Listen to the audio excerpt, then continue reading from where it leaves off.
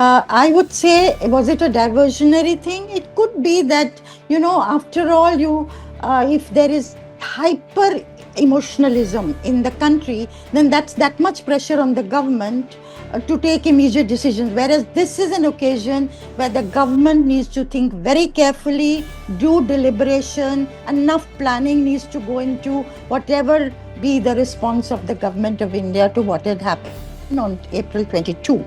So it takes if you have a counter narrative, an alternative narrative running side by side, it takes the pressure from the government because the RSS has sought and BJP also has sought to unite Hindu society. Caste they've seen as something that divides Hindu society. While the BJP's politics has been, Hindu Muslims, so that the Hindus get consolidated behind it, so is being seen. It means caste enumeration in the population census, but actually politically it is being perceived as further empowerment of the OBCs, and I would call it leading to the OBCization of Indian politics. So that is the perception. The BJP will find it very difficult to back down having taken that decision for the simple reason that it's no longer a Banya Brahmin party that it once used to be. Yes. Today, it is a party that has the loyalty of a section of the OBCs, particularly the extremely backward castes, and they are a very important group in the Bihar elections that you mentioned. Section of the Dalits, section of the tribals. So it has a wider base that it has acquired in the last decade or so. Explain the timing apart from bringing down the temperatures in order to give them a free hand and time to decide the response to the terror attacks, is that the new post-poll Pahalgam situation calls for national unity at every level. It's not possible to counter the challenge posed by the terrorists and their backers without India standing as one. And the Prime Minister has repeatedly said this. Now, if India has to stand as one, then religious polarization, which has paid the BJP immense electoral dividends, may not be a card they may want to play. It may become counterproductive. It may not be a good strategy. Right. Therefore, I ask this question, we are only speculating here. Is caste a card they have chosen to play at this juncture?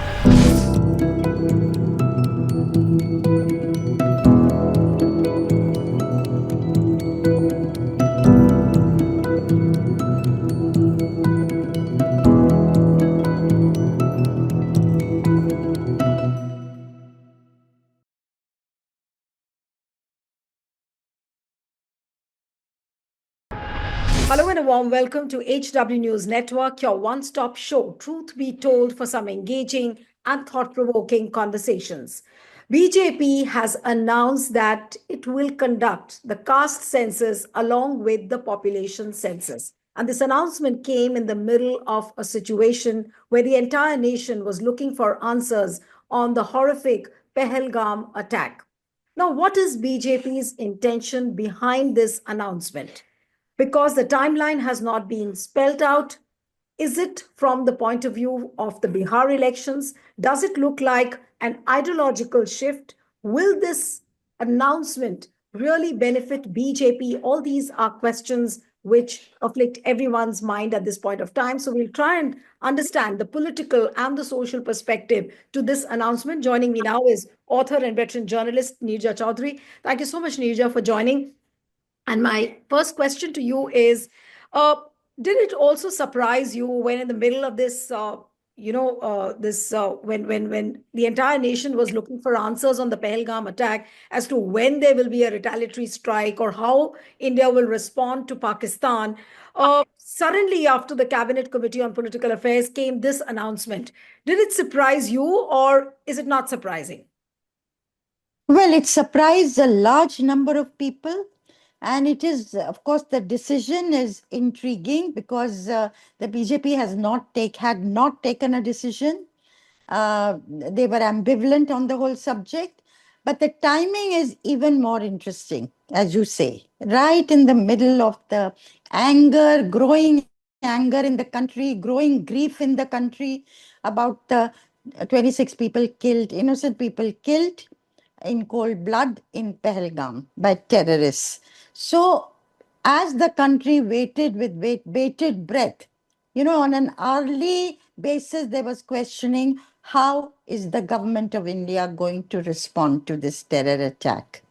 And I must say here, Nilu, that this Pahalgam is different from the other attacks we've had, which is, I would say, different, of course, from Pulwama in 2019, different from Uri in 2016, and I would say even different from the Mumbai attack in 2008, which had killed 166 people in the city of Mumbai. And that had created a lot of rage. But this is different because it has created more anger, I feel, and it has created not only because innocent tourists were killed, not only because the terrorists wanted to undo whatever progress was being made on the Kashmir front, but also because the terrorists had sought to know the religion of those there and killed them after that. So the anger is also on that count. And obviously, it was designed to create Hindu Muslim violence in the rest of India. So, that being the sentiment in the country, in state after state, with the suspense growing about the government's response, suddenly the CCPA meets, and which is the apex committee of the cabinet, and takes this decision that they will go in for a caste census. Now, the caste census has been demanded by Rahul Gandhi and the Congress party for around 2 years now. So it is interesting because we know that the BJP as well as the RSS that mentors it have been divided on this issue of whether to go in for it or not. But no timeline has been spelled. And so everyone is saying that this was just an attention diversion tactics. Now, do you see this as a diversionary tactics, or do you really feel that there are some strong reasons why BJP felt compelled to bring in a caste census?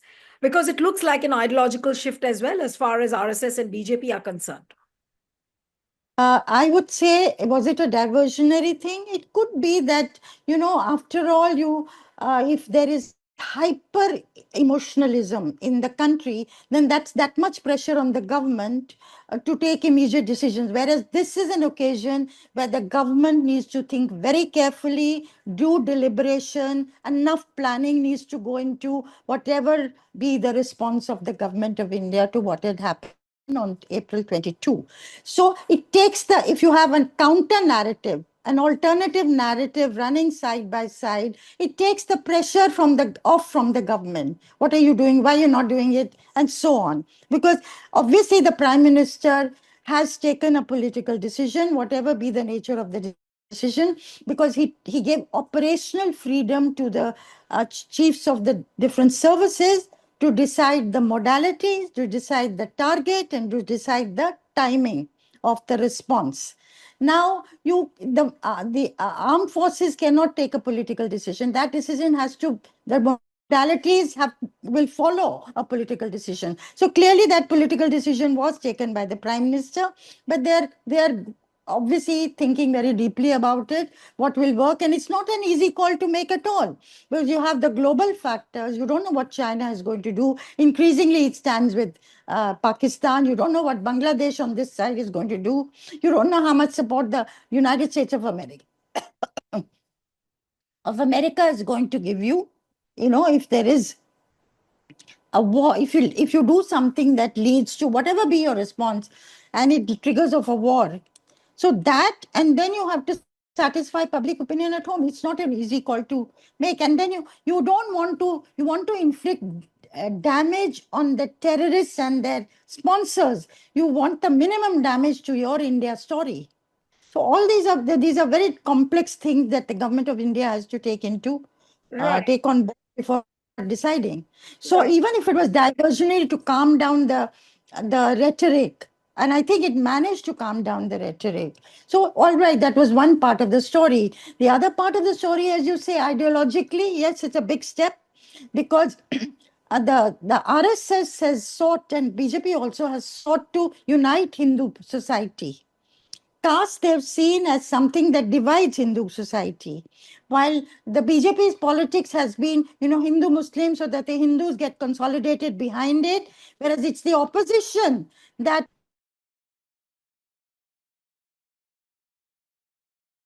the Hindutva plank of the BJP. So, what the fact that the timeline has not been spelled out, does it look like a mere announcement? And when I ask this, the questions are being raised on whether at all they will be able to implement it or not. Of course, there are several models. There's one Telangana model, which Rahul Gandhi has already offered that, look, there is an existing model. There is a Karnataka model. There is a Bihar model. There have been several commissions like the Kaka Kalkar report. Then there is a Mandal commission to which they could refer. So is BJP going to come out with a new model of caste census? How it's going to conduct? What is going to be the model? Or is it going to be something which is going to be very routine? They made an announcement, but they also know that let's just put it in abeyance. The announcement has been made, but we will not spell it out as to when it will get implemented. Well, they have not come out with what they plan to do vis-a-vis the timeline, nor have they revealed which is the model they'll follow, or they have their own model. What detailing that's going to be? Is it that you ask for only the caste of the person? Are you OBC? Now, the question also is going to be very relevant. You can be an OBC in a state, but not at the center. You can be an OBC in the center list, but not in the state list. So which list is going to apply if you say OBC? That also will have to be spelled out. The socio-economic status of the person, the educational status of the person, the assets they own. How much of detailing is the government planning to do? All this it has to yet reveal and come out with its plan. Whether they will delay it and use it as at the moment to get over a crisis point, or is it something more than that? It's very difficult to back down, because remember, two things here. Caste census is being seen. It means caste enumeration in the population census, but actually politically it is being perceived as further empowerment of the OBCs, and I would call it the leading to the OBCization of Indian politics. So that is the perception. Now, the BJP will find it very difficult to back down, having taken that decision, for the simple reason that it's no longer a Banya Brahmin party that it once used to be. Yes. Today, it is a party that has the loyalty of a section of the OBCs, particularly the extremely backward castes, and they're a very important group in the Bihar elections that you mentioned. Section of the Dalits, sections of the tribals. So it has a wider base that it has acquired in the last decade or so. Now, I remember talking to a senior BJP leader before the UP election, and I was talking about some castes leaving them and feeling very restless. So he said, we are not worried about that. What we are worried about is to wrest the support of the OBCs and to retain their support. So the numerically large OBCs, which used to be, according to the 1931 census, 52%, in Bihar, it is shown that they're 63% in the census that was ordered by Nitish Kumar in 2023. So the number of the OBCs are expected to go up, and if the number goes up, their demands of their share in the economic pie, in the political pie, in the reservations, in the educational institutions, all this will go up. And that will create its own backlash as far as the others are concerned, for whom the opportunities will seem to be shrinking. Right. But as you said that it's merely all about the OBC vote, and as you very well put it out, that it's all about the OBCization of Indian politics. So is BJP looking to co-opt Mandal and Kamandal together? And are we in a position to say that is BJP staring at a Mandal 3.0 now? I would say this is, yes, the emergence of what could be Mandal 2. Mandal 1 was the 27% for the OBCs in job reservations, in government jobs. Then it went to educational institution. So this, yes, could become Mandal too, and the BJP would certainly look. It has already done that. Its politics has been both religion, caste, social welfareism, a strong leader, and so on. There are many elements to that cocktail that the BJP has offered in the last decade. But can this decision also heal the ruptures? Where, for example, in UP, we see the Rajputs in a feud with Yogi. Then we have the Gurjars who are clamoring for some kind of a share in the pie. Now, are those ruptures going to be healed with just an announcement like this? What is BJP really looking at? I think what the many people in the BJP and the RSS feared, and that was the reason why they had reservation, which the party brass obviously seems to have overcome by going in for the decision, was that it would create, as you say, social cleavages. It would intensify casteism, because even as you empower communities who must be empowered, they must get their due place under the sun. That is a right. And there is a place for affirmative action in any democracy. While that is true, Mandal, if you look at it, has increased the consciousness about caste in communities. If you look at the story from 1990, we're into, say, 35 years down the line, certainly people are more conscious of their caste and what they can get, to leverage it and what they can get out of it. So, it's a double-edged sword.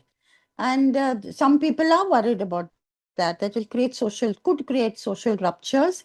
How the BJP navigates that remains to be seen, because the OBCs are also not a monolith. Right. OBCs have, the 37 or 36% in Bihar are the extremely backward. The rest are the OBCs. So the extremely backward is a large number of community, chota communities who add up to a very large chunk. Now they have been looking at the BJP, so they will be raring to get their share in the reservation system, which has been cornered by the larger OBCs like the Yadavs and Kurmis. Hmm. And the government has set up the Rohini Commission report to Yes. look at what percentage of that reservation was going to the larger amongst the OBC castes and what percent to the smaller ones. But that commission has been submitted to the government, but has not seen the light of day. So, it's not an easy thing. There are going to be conflicts within the larger groupings In also. fact, you very rightly pointed out that this looks like a conflict, and there are lots of things which are enmeshed within. Now, say, for example, the SEC, which was done, the socioeconomic caste census, those figures have not been revealed. But the government very clearly, the center has cleverly used those figures to peddle its Labharthi schemes, the PM Awas Yojana, the gas cylinders, and all this. But the point is that is the government or is BJP really taking a big risk by making an announcement? Because many feel that this is an idea which could get worse. Uh, we should not forget what happened to VP Singh. He was also swept out of power, despite, he etched a name for himself in history. So is BJP really taking a big risk? Is it really taking up a big gamble now? It is a big risk. Of course, it's a big risk. But given the problem is not really with this caste enumeration that we are told how many OBCs are there, how many EBCs are there, what are the castes, what are the subcastes, etc., etc. That's not the problem. The problem is the nature of a competitive politics, which creates problems. And you're right, VP Singh lost his government because the BJP withdrew support, and the BJP withdrew support because the upper castes were, very, very angry. Yeah. There was an almighty backlash by the upper caste. And I remember there were 200 youth who immolated themselves all over India as a result. And I remember VP Singh said this. He said this to me, that I had expected opposition even at the village level. What I had not expected were emulations. But he also said that he just had to go forward. The option of putting the clock back was simply not there, because had he undone the decision, it might have led to a civil war in the country, because it would have brought out the OBCs on the streets in very large number, in, to counter. So sometimes you're absolutely right. Many people said this about VP Singh. He took a genie out of the bottle, which he could not put back, even if he That had was wanted to. I don't know whether he wanted to. He may not have wanted to. No, but that was VP Singh Nirja. But with BJP, how is it going to pan out? Because they also follow the playbook of Hindutva. So with this particular announcement, will Hindutva be on the back foot? I mean, they'll put Hindutva on the back burner and put this, this caste head count on the forefront, and they will reach out to the OBCs. I'm really confused about the kind of politics will BJP will do now, and how is RSS really going to react to this? Obviously, they think they can ride this. There must have been a fair amount of consultation within the party and with the RSS leadership. One of the factors that might explain the timing, apart from bringing down the temperatures in order to give them a free hand and time to decide the response to the terror attacks, is that the new post-poll Pahalgam situation calls for national unity at every level. It's not possible to counter the challenge posed by the terrorists and their backers without India standing as one. And the Prime Minister has repeatedly said this.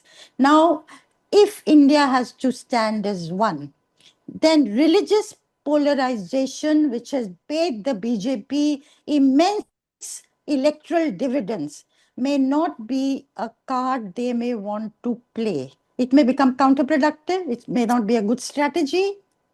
Right. Therefore, I ask this question, we are only speculating here. Is caste a card they have chosen to play at this juncture?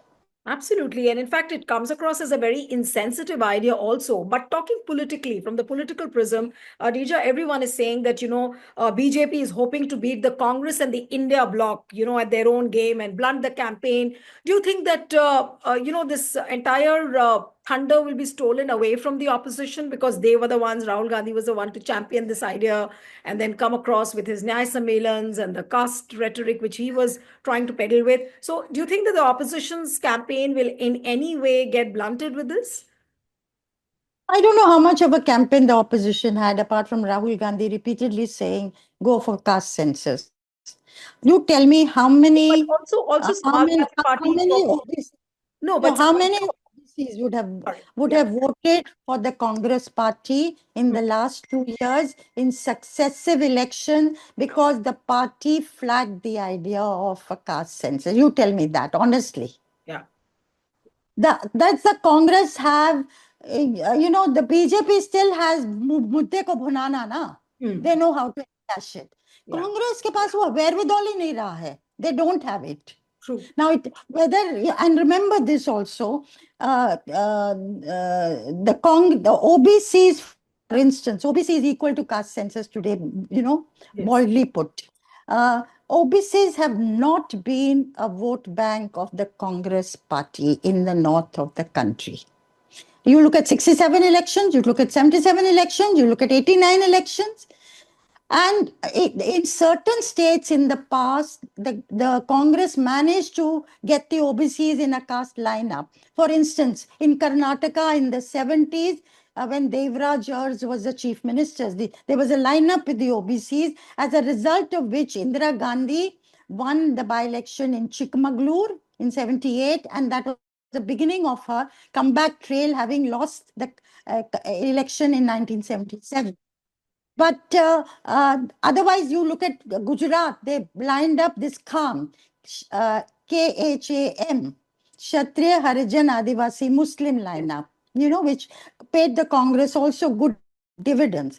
But after 1990, when the Mandal decision has come, the Congress has not got the vote of the OBCs. Now, by the party just saying we want a caste census, we want a caste census, then the OBCs in hordes will turn towards the Congress party. So far, there has been little evidence of that happening in the last 2 years. So they don't know how to encash this theme, which may be a very potent emotive theme. Also, towards the last, my last question to you, Nirja, is that how is RSS really going to respond? Because RSS has a habit of playing hot and cold with the BJP time and again, and especially when it comes to, giving out messages to Prime Minister Modi. Now, there has been a historic resistance to the caste headcount by RSS. Everybody knows that. And of late, there have been reports off and on that RSS is extending its support. But do you think, logically speaking, will RSS really be in an open support to this caste headcount? That is what we are all waiting to see. What kind of support the RSS will give or not give, and have reservations about it. What they may calculate, the RSS is also, remember Govindacharya was sent by the RSS to the BJP to assist LK Advani at one point. He had talked first about social engineering of the BJP. So to reach out to Dalits, to reach out to OBCs is something that the RSS has also considered and been part of their agenda.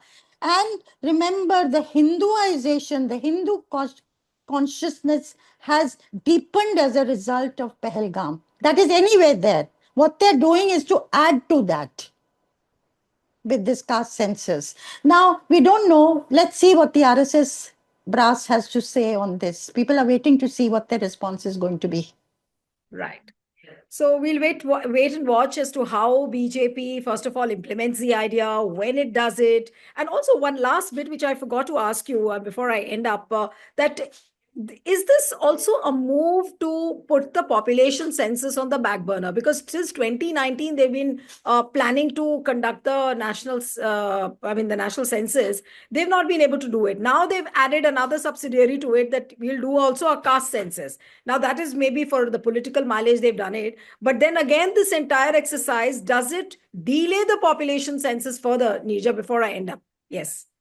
Why should it delay? Because once you're clear the caste census is going to be done, the census is supposed to take place. It's been postponed enough. Next year it's supposed to take place. And then delimitation exercise is also going to follow, which is another hot potato sitting out there. But they may calculate also that it may help them navigate the delimitation exercise. Because if the caste census reveals that even in the southern states there is a large number of backward communities who've not got their due, does it strengthen their argument against the southern states and the southern parties that we are being penalized for having done well on education, health, and on population control? And that is why our numbers in the Lok Sabha from our states will go down in relation to the northern states, heartland states, where the numbers are expected to go up. So that is their sense of grievance. That will this caste census help the BJP counter that argument, or help it, enable it to navigate that minefield? That also is a question mark there. But these are all very difficult issues, caste census, delimitation. Census, of course, has to be done, which have to be navigated. Right. All right. So thank you so much, Nirja, for joining on HW. Thank you. Thank you. Thank you. Thank you. Bye.